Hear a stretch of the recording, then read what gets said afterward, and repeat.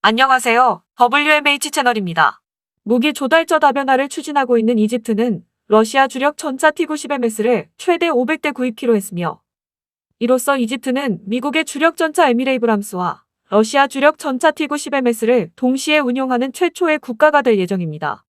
이집트와 러시아는 지난 6월 27일 이집트에서 주력 전차 T-90MS를 최대 500대 생산하기로 합의했습니다. T-90은 걸프전 때 평가절하된 T-72의 개량형으로 개발된 모델이었으나 T-72 명칭의 이미지가 좋지 않아 새롭게 T-90으로 명명되었습니다. 이 전차의 가장 큰 특징은 저렴한 가격이고, 최신 버전 T-90M의 국내용 가격은 150만 달러에서 200만 달러이며 수출용은 약 300만 달러가 넘는 것으로 알려졌지만, 그 성능은 충분히 다른 나라의 주력 전차를 능가할 수 있는 실력을 갖추고 있습니다. T-90M의 주포로는 최신 T-14와 같은 125mm 활공포 EA-80이 이름을 채택하였으며, 이 포는 새로 개발된 사격관제 시스템과 조준 시스템을 통해 목표 정보를 실시간으로 공유할 수 있게 됐고, 액티브 방호 시스템의 최신 버전인 RNIM은 적의 공격으로부터 T-90M을 보호하기 위해 생존성이 현격히 향상되었습니다. 특히 T-90의 약점이라 할 수 있는 기동력에 대해서도 새로 개발한 최대 출력 1130마력의 디젤 엔진을 채택하고 있어 T-90A와 비교할 때 전혀 다른 전차로 거듭났다고 해도 과언이 아닙니다. 이번에 이집트가 도입하는 T-90MS는 러시아 육군이 채택하고 있는 T-90M의 수출형으로 주포가 다운그레이드 되었습니다. 하지만 이외에는 모두 동일한 사양으로 알려져 있으며, 러시아 내에서 제조된 T-90MS 부품을 수입해 이집트 국내에서 최종 조립하는 방식으로 이집트 육군에 납품할 예정입니다. 덧붙여서 이집트는 과거 미국의 주력 전차인 M1 에이브람스를 국내에서 라이센스 생산한 적이 있어 이번에 도입되는 T-90MS도 M1 에이브람스를 생산하는 공장에서 조립될 것으로 보입니다.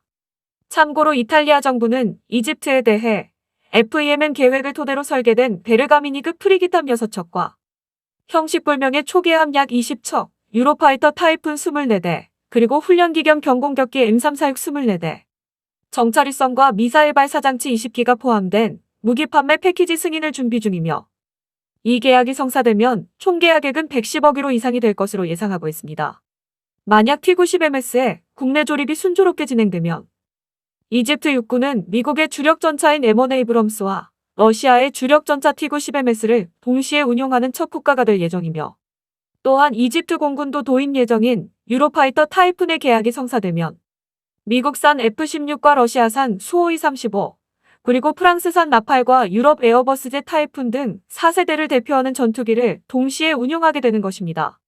이같이 보기 드문 희귀한 상황이 발생한 것은 이집트가 무기 조달처를 다변화하는 정책을 추진하고 있기 때문입니다. 이집트 나세르 정권까지는 친소 정책을 내걸고 있었지만 사다트 정권 시대의 정책을 친미 정책으로 전환했기 때문에 이집트 군의 장비의 상당수를 미국에서 조달하게 되었습니다. 그러나 2012년 이집트 정부는 시나이 반도에서 활동하는 이슬람 과격파에 대한 군사작전을 실시하였습니다. 이 군사작전으로 미국은 이집트가 주문한 F-16과 AH-64D의 인도를 거부하였습니다. 때문에 현재 이집트는 무기 조달처를 다변화하고 특정 국가에 의존하지 않는 것을 목표로 하고 있습니다.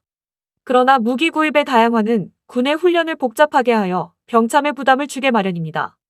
하지만 이집트는 특정 국가의 외교 관계가 뒤틀려 병참의 부담을 주는 것보다 이집트의 정치와 외교의 자유를 가져올 것으로 생각했으며, 그 결과가 육군에서는 M1 에이브럼스와 T-90MS의 동시 운용이며, 공군에서는 유로파이터 타이푼의 계약이 성사되면 미국산 F-16과 러시아산 수-52-35 프랑스산 나팔, 그리고 유럽 에어버스제 타이푼 등 4세대 전투기의 동시 운용일 것입니다.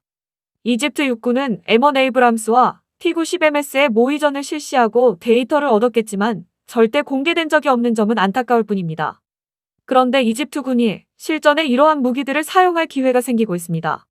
리비아 내전으로 터키와 대립하고 있는 이집트가 터키가 군사 개입하고 있는 시리아 내전에 이집트 군인을 파견했다고 보도되고 있기 때문입니다. 리비아 통합정부를 지원하는 터키는 이집트가 지원하는 반정부 조직인 리비아 국민군을 몰아붙이고 있지만, 이 상황을 반전시키기 위해 이집트는 정규군의 군사 개입을 준비하고 있습니다. 리비아 국민군을 지지하는 토브루크 정부가 리비아 내전에 이집트 군이 개입하는 것을 공식 허용하자 반정부 조직 측은 이집트의 리비아에 대한 직접 개입이 국제적으로 정당화됐다고 주장하고 있으며, 이집트 의회도 안전 보장을 위해 LCC 대통령에게 리비아 내전에 대한 군사 개입을 의무화하는 법안을 통과시켰습니다. 이 때문에 이집트는 터키가 군사 개입을 벌이고 있는 시리아 내전에 이집트군 병력을 파견한 것으로 보도되고 있으며 언제라도 이집트군이 터키군과 충돌해도 이상하지 않은 상황이 벌어지고 있습니다. 터키 언론이 보도한 내용에 따르면 이집트는 이란의 이슬람 혁명 수비대와 협력하여 이집트 군인 150명을 시리아 하마 공군기지에 수송했으며 터키가 지배하고 있는 시리아 북부 이드리브 주변에 배치했다고 터키 언론이 보도했습니다. 터키 측은 이번 이집트의 움직임을 시리아 내전에 대한 군사 개입으로 보고 있으며 앞으로 이집트가 전력을 증파할 가능성이 높다고 예상하고 있습니다. 이집트가 시리아 내전에 관여하는 이유는 터키군의 힘을 빼기 위해서일 것입니다. 만약 시리아에서 이집트가 만만치 않은 전력을 가진 터키와 붙는다면 다양한 국적의 무기들을 소유한 이집트의 진짜 실력이 나올 것입니다. 이상 마치겠습니다. 시청해주셔서 고맙습니다. WMH 채널이었습니다.